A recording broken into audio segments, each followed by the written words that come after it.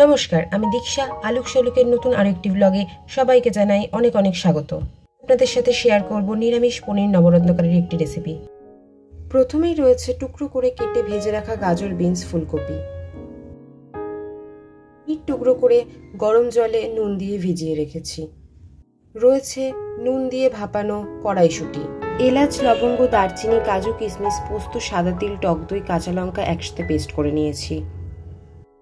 পরিমাণ মতো তেল ও বাটার গরম করে তাতে শুকনো লঙ্কা ভেজে রাখছি।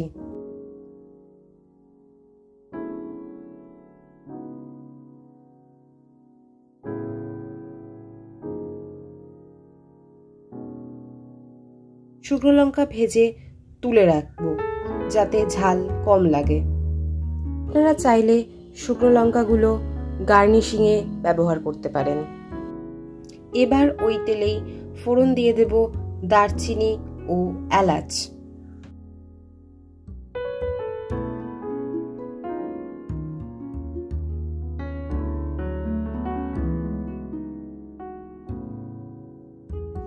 এলাচ, দারচিনি ভালো করে ভাজা হলে, সুন্দর গন্ধ ছাড়লে ওতে এবার দিয়ে দেব আদা বাটা। আদা বাটাটা দিয়ে বেশ কিছুক্ষণ ভালো করে ভেজে নেব। আপনারা চাইলে সামান্য নুন দিতে পারেন। ভালো করে আদাটা ভেজে নেব যাতে আদার কোনো কাঁচা গন্ধ না থাকে। এবার দিয়ে দেব আগে থেকে পেস্ট করে রাখা এলাচ, লবঙ্গ, দারচিনি, কাজু, কিশমিশ, পোস্ত, সাদা তিল, টক দই ও কাঁচা লঙ্কার পেস্ট। সাথে দিয়ে দেব সামান্য জল।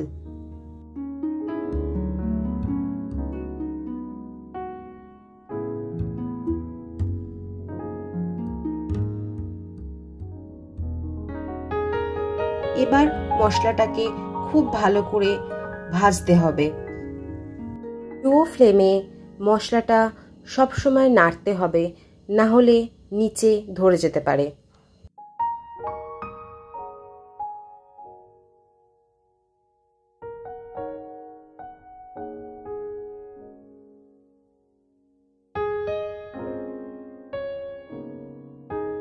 বেশ কিছুক্ষণ নাড়াচাড়ার পর সামান্য ভাজা হয়ে গেলে মশলাটা, এবার ওতে অ্যাড করব হলুদ গুঁড়ো।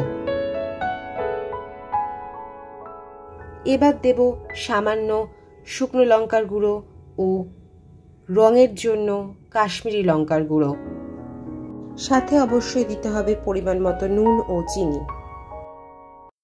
এবার মশলাটাকে ভালো করে বেশ কিছুক্ষণ সময় নিয়ে কষতে হবে।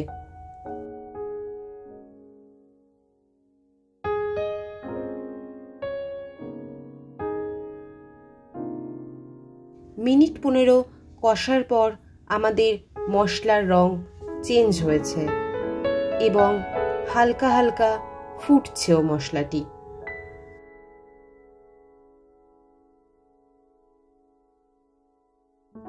এরপর এতে দিয়ে দেব আগে থেকে ভেজে রাখা গাজর, বিনস ও ফুলকপি।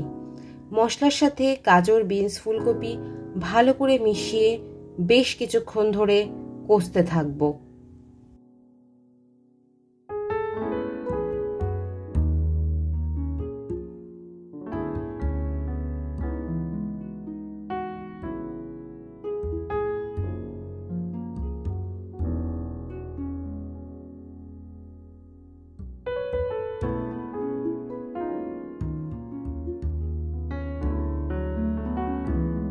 মিনিট 5-10 কষার পর মশলার রং চেঞ্জ হলে দিয়ে দেব আগে থেকে গরম করে রাখা জল। আপনারা যতটা গ্রেভি চাইছেন সেই পরিমাণ বুঝে জল অ্যাড করবেন।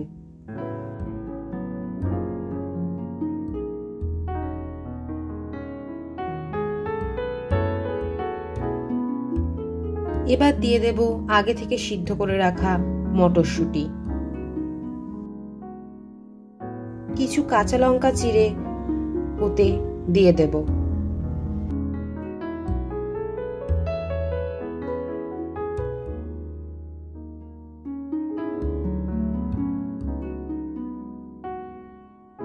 ফুটে উঠলে এবার ওতে দেব আগে থেকে নুন জলে ভিজিয়ে রাখা পনির।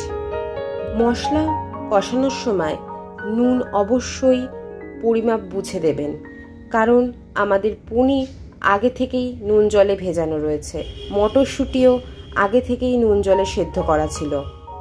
আপনারা চাইলে পনিরটা সামান্য তেলে ভেজে তারপরেও নুন জলে ভেজাতে পারেন।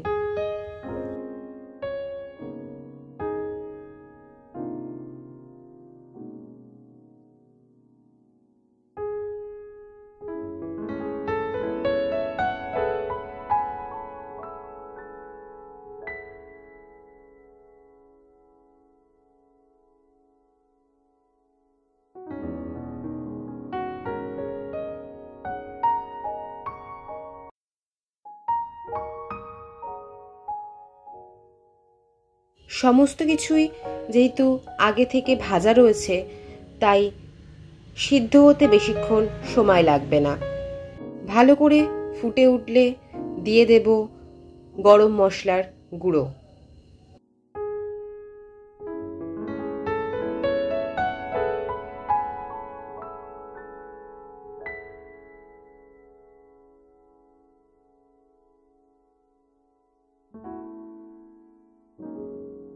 দিয়ে দেব সামান্য বাটার।